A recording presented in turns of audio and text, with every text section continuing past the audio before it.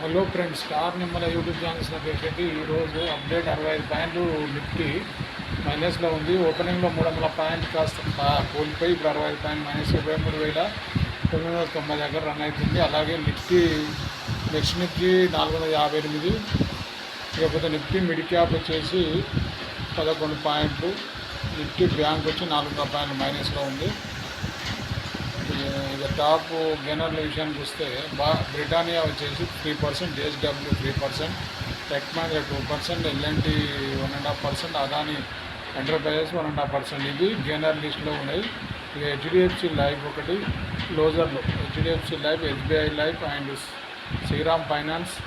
HDFC life 4% పడ్డది, SBI life 3%, Sriram finance 2%, అలాగే SBI 1.72%, Mahindra 1.2%.